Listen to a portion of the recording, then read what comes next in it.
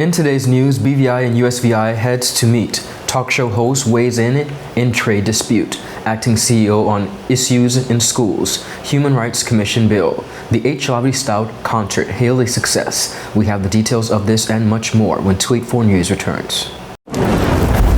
CCT is turning up the heat with the ultimate spin and win jackpot. Sign up for any postpaid plan, Freedom, GoFast LTE, or Fire Fiber Internet, or pay your postpaid bill on time for your chance to spin the wheel and win $1,000 every week during March Madness. And here's the best part. If there's no winner, the jackpot increases every week, making your chances to win even bigger. Not a CCT customer? Make the switch to Life Unlimited. Already a postpaid customer? Just pay your bill on time. Prepaid customer? Upgrade to a postpaid plan today. What are you waiting for? Sign up, pay up, stay connected for a chance to spin to win. Call us at 444-4444 or visit a CCT store for details on the right plan for you or your eligibility to spin. Terms and conditions apply. CCT, Life Unlimited.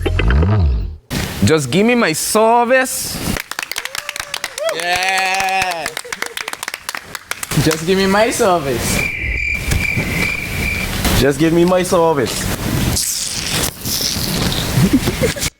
Make the switch to CCT and get connected today. Unlimited talk, text, and data. Visit any CCT store or call us at 444-4444. CCT, Life Unlimited. Hello everyone and welcome to this edition of 284 News. It is Wednesday, March 5th, 2025. I'm Ron Grant, bringing you all the latest out of Tortola in the Virgin Islands. A happy Wednesday's wish to all. Thank you so much for joining us. Beginning our newscast, Premier Dr. the Honorable Natalia D. Wheatley and U.S. Virgin Islands Governor Albert Bryan Jr. are expected to meet this Friday, March 7th, to discuss the proposed increases in charter yacht fees and plans to impose tariffs on BVI goods and services. Governor Bryan said he would have an open and candid conversation about the proposed increases on the U.S. Virgin Islands-based charter yacht operations within the BVI. According to him, at the end of the discussion, he hopes to reach an equitable resolution that builds their charter yacht industry, promotes this friendship, and creates economic wins for both territories. Let me be clear. My intent yesterday and today and always has been to find an amicable solution, one that is fair and equitable to both of our economic interests. I do not engage in diplomacy through headlines, but we have had this conversation over and over again with the BVI. Up to last year, we met and we decided that things would change. A year has gone by, no change. The BVI is seeking to build its industry, something we fully understand. However, when those efforts come at the detriment of the United States Virgin Islands industry, we must address them with respect, sensitivity, and above all, substance. This is not how families treat each other, nor is it equitable. As governor of these U.S. Virgin Islands, it is my responsibility to ensure that the interests of our people, our businesses are protected, and that the industries that sustain our economy are not unfairly burdened. At the same time, I remain steadfast in my commitment to working collaboratively with our neighbors to find a path forward that benefits both of our territories. The strength of our relationship has been tested before, and each time we have chosen cooperation over conflict. During the height of the COVID-19 pandemic, when the BVI needed critical assistance, we did not hesitate to stand up and advocate for them, because that is what true partners do. That is what family does.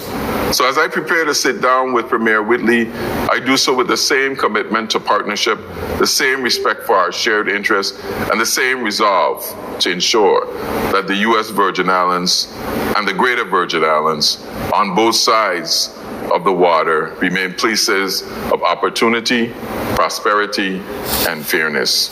During a press conference held last week, Premier Wheatley maintained that bullying tactics would not have been an impact on his decision to move forward with the fees. We have our own natural resources here, and we have to depend on our natural resources to be able to survive.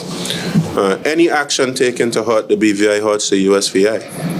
Any action that the BVI takes to hurt the USVI hurts the BVI. We literally want people. Albert Bryan's people come from Carrot Bay. You know, most of the persons in his legislature have BVI roots. I would be very surprised if we allow it to escalate to a point where we're using kind of Trump-like tactics to be able to get our way. That's not the Virgin Islands way. And I think if we continue to pursue that pathway, all it's going to do is hurt the wider Virgin Islands. So again, I would call on Governor Bryan to use dialogue, use diplomacy, rather than using, resorting to Trump-like tactics of tariffs. You know, that doesn't serve us well at all. But we're not going to be bullied. I'll say that to you. Those type of tactics will have no impact on my decisions whatsoever. As the U.S. Virgin Islands Governor Albert Bryan Jr. threatens the BVI to take the current trade dispute with the BVI to the U.S. President Donald Trump, a local talk show host has warned Governor Bryan to be careful this does not backfire on him and the U.S. territory. Bryan said he is prepared to petition President Trump to impose tariffs on the BVI that could have significant economic repercussions. This is in response to a proposed legislation, the BVI, that would raise the charter fees, which will affect the marine industry within the U.S. Virgin Islands. During his Honestly Speaking radio program on Tuesday, host Claude Skelton-Klein urged Governor Bryan to be careful when petitioning Trump. Now, I still don't understand. Whatever tariff Trump imposes on the Virgin Islands, am I missing something that we do not import anything into the U.S. Virgin Islands? I don't know if our cane rum, how many, we don't import. I don't know where the governor is going with this. And I understand he's coming here on Friday to meet with our premier. And that's good. I want to remind the governor, the good governor, he came here before, he sat in this chair right across from me 2 times. He told me a couple of the best interviews he's ever had. I like the guy. I want to caution Governor Bryan about petitioning Trump, and be careful that Trump don't turn on the U.S. Virgin Islands. Because Trump is the kind of guy who seemed to have lost all his moral compass and ethical equilibrium, because he's treating friends and allies as enemies, and he's treating his enemies as friends. Skelton-Klein stated that the two territories need each other in terms of exchange and commerce. I know you have to look out for your constituency. And I understand that they're hurting. There's a loss of revenue. We used to shop down there a lot, but you all doggone they kill us during COVID. Couldn't move, couldn't do nothing. The people all across the world, including us, have found other ways and more economic ways to shop. I know you're hurting that, we're going to expand our airport, and American Airlines and others are coming. I understand all that. I understand you protecting your wicked, but be careful. We are friends. We're not enemies. We're not enemies. The charter companies, who are the ones seem to be driving much of this, and some of them are misguided in some ways.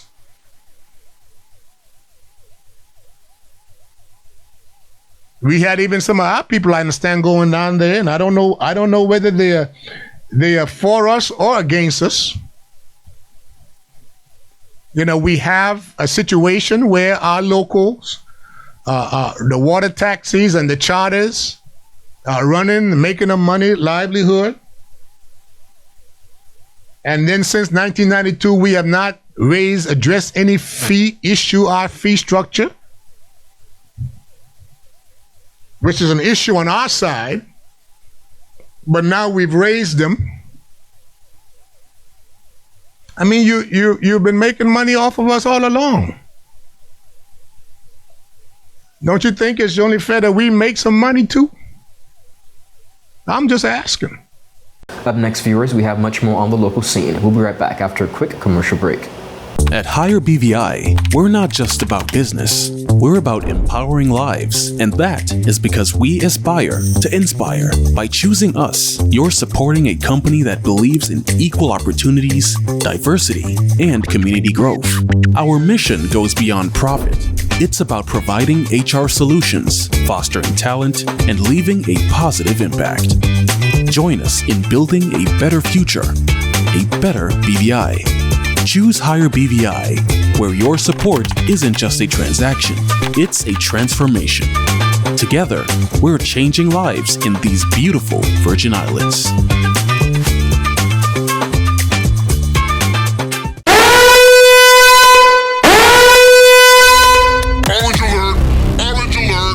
Fire is spreading across the BVI. The fastest, most reliable, and affordable fiber internet service is here for you. Look out for fire in these new locations: Slaney, Duff Bottom, Manual Reef, Seacoast Bay, Albion, Hannah's, Palestina, Pleasant Valley, and Havers. Fiber is in your area. Call 444-4444 or visit a CCT store to find out more and bring it home. More locations coming soon.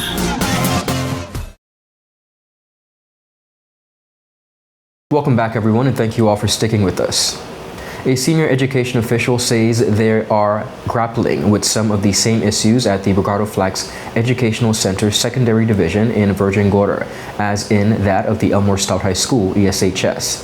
When the Chief Education Officer, Mrs. Orlando Crabb, appeared on the Talking Points program last week, she revealed that whilst much is not said about the Brigado Flax Educational, similar behaviors exist and at the institution as well.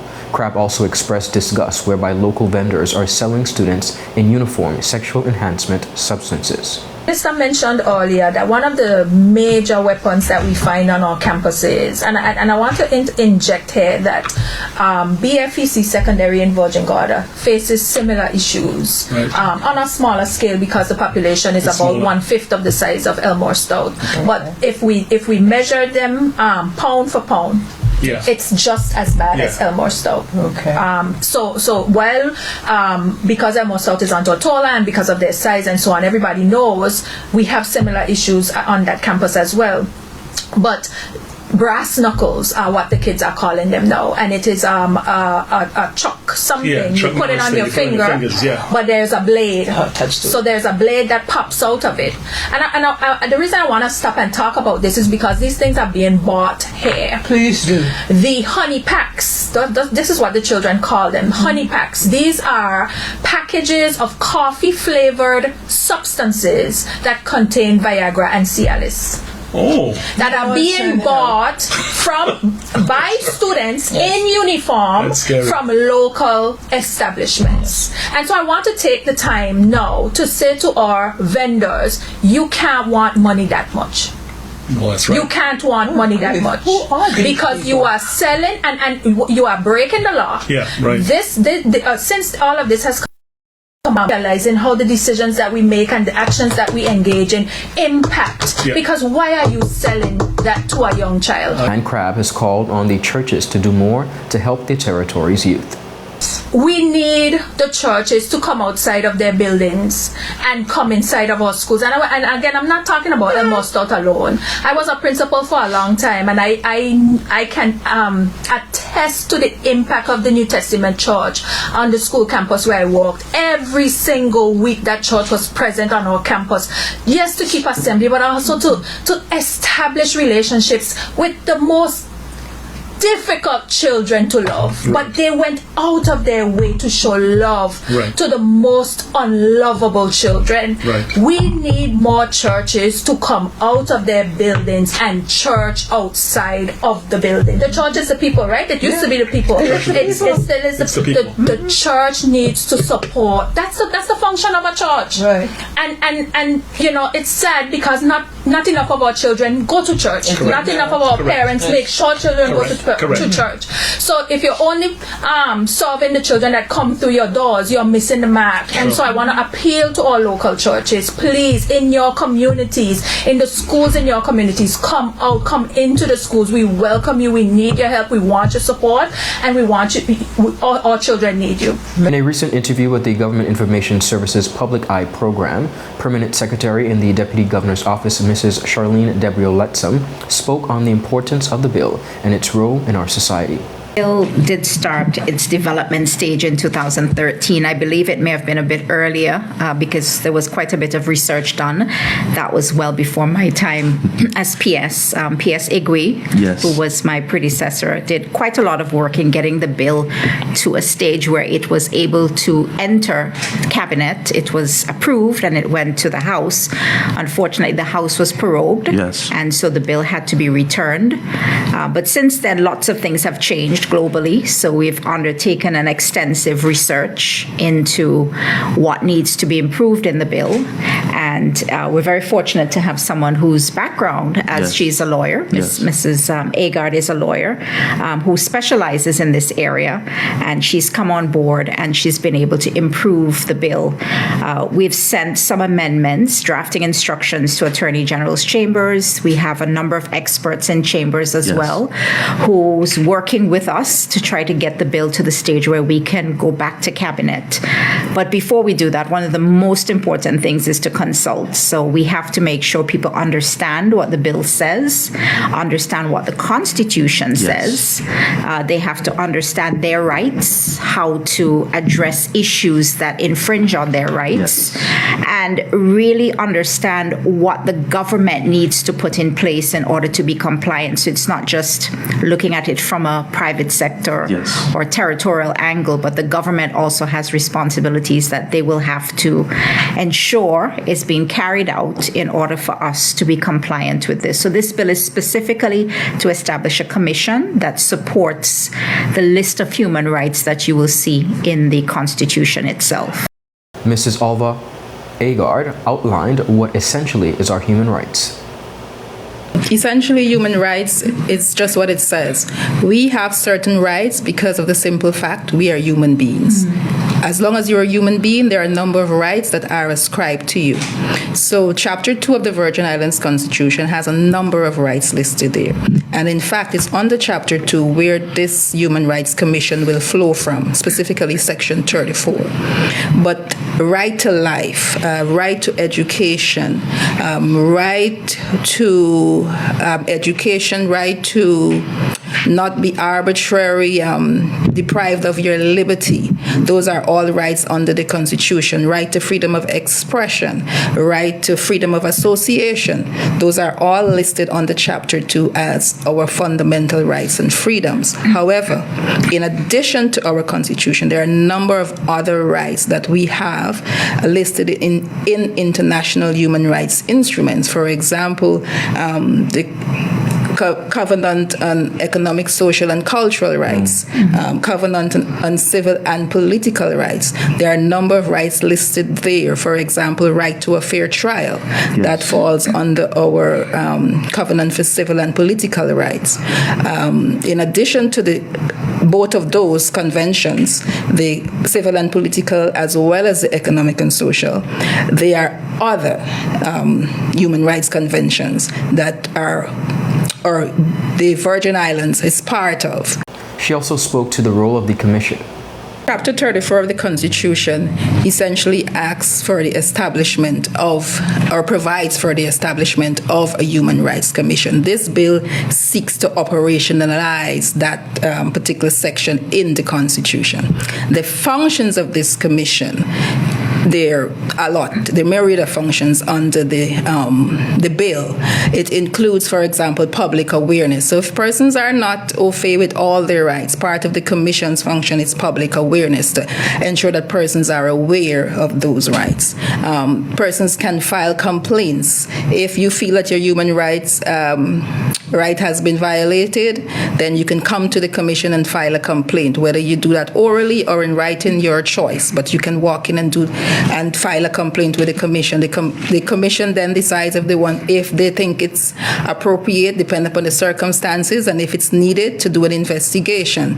That forms part of the function of the commission. So essentially, what this establishment of the commission will do, and the bill is seeking to do, is to ensure that persons in the territory, their rights are protected and promoted. That's in summary what this Human Rights Commission will do. P.S. Gabriel Letsom highlighted the impact that the Human Rights Commission will have on the public service and the executing of public servants' duties.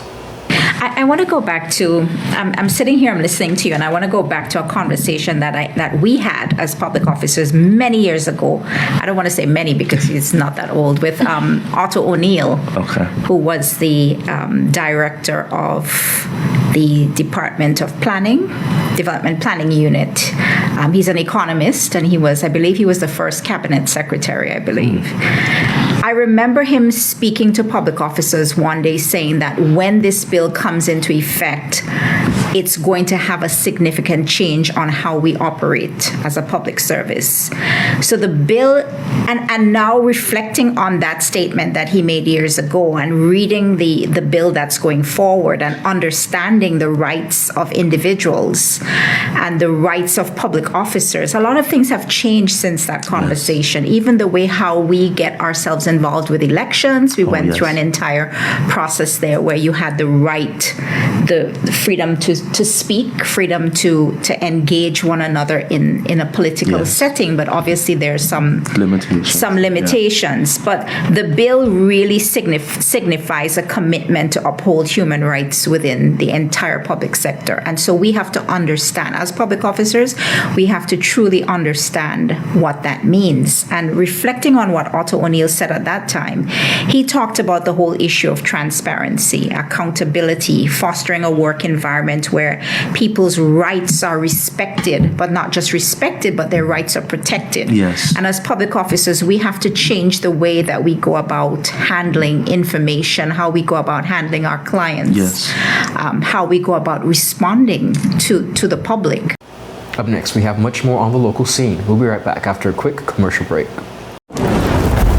CCT is turning up the heat with the ultimate spin and win jackpot. Sign up for any postpaid plan, Freedom, GoFast LTE, or Fire Fiber Internet, or pay your postpaid bill on time for your chance to spin the wheel and win $1,000 every week during March Madness. And here's the best part. If there's no winner, the jackpot increases every week, making your chances to win even bigger. Not a CCT customer? Make the switch to Life Unlimited. Already a postpaid customer? Just pay your bill on time. Prepaid customer? Upgrade to a postpaid plan today. What are you waiting for? Sign up, pay up, stay connected for a chance to spin to win. Call us at 444-4444 or visit a CCT store for details on the right plan for you or your eligibility to spin. Terms and conditions apply. CCT. Life Unlimited. Remind me to renew my insurance before I leave. Just do it online with CG. Remember when my week-long vacation became a month-long excursion? Yeah, we ended up stuck in Saskatchewan, and I lived off the land for a month. Turns out I'm a natural ice fisher. Anyway, I renewed my insurance online. You never know. An online portal that's convenient and simple. CG Insurance. Good like that. Welcome back, everyone, and thank you all so much for sticking with us. The LAVITY STOUTT Community College was the venue of a grand celebration in honor of its namesake, the late Honorable Hamilton LAVITY STOUTT. The event, praised widely by the public, was led by the Office of the Premier. Here's a look at how things went down.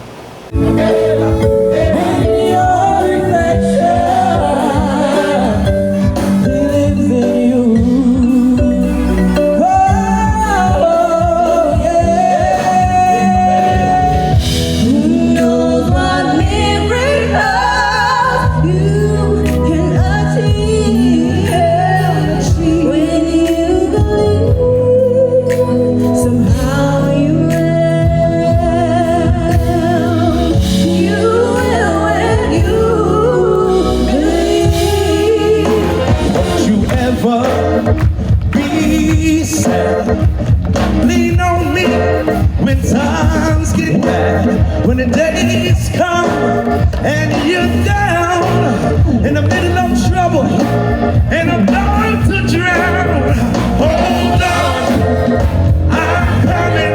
Lord, lift us up where we belong,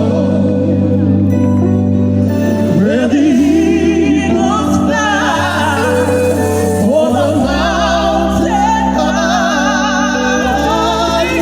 Lord, lift us up where we belong, and all the earth to know that I am God and I'm in charge. Yes, I am King, and you are from a different kingdom.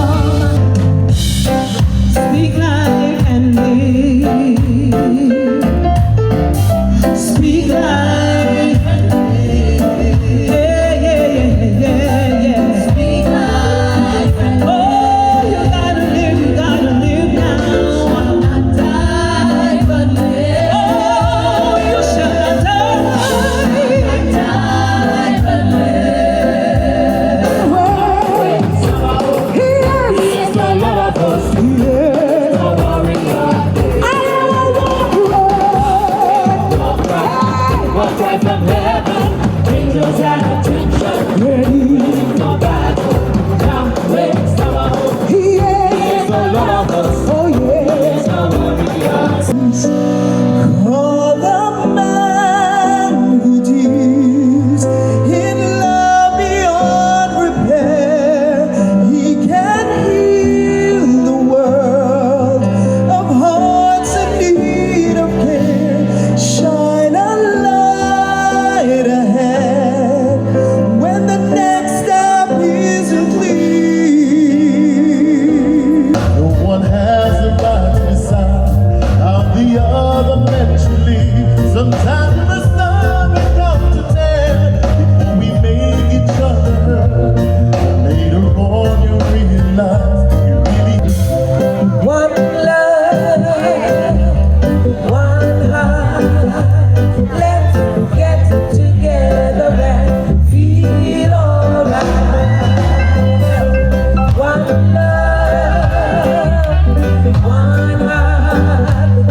And act like you're more and others are the less. Love is the greatest. And it no matter what you know, not the things you may possess. Love is the greatest. I'm telling you, who Jah bless, no one can tell. Love is the greatest. Rock with me. I think sing BVI wave, down to the sky, rock from side to side, represent the Virgin Islands. Sing BVI wave, rock from side to side, represent the Virgin Islands. Oh, how I love my country, love the foods like fish and Fuji. Ocean, but we were, we from the VI until we die. Wanna say, sing with me, wanna see flags of peace. This is our pinky way to ride. 1, 2, I can't even live. Oh, I'm telling you that's so amazing. Sing, I can't believe how so amazing. Jump and hold, all in the air. I decided long ago never to walk in anyone's shadows. If I fail, if I succeed, at least I'll live as I believe.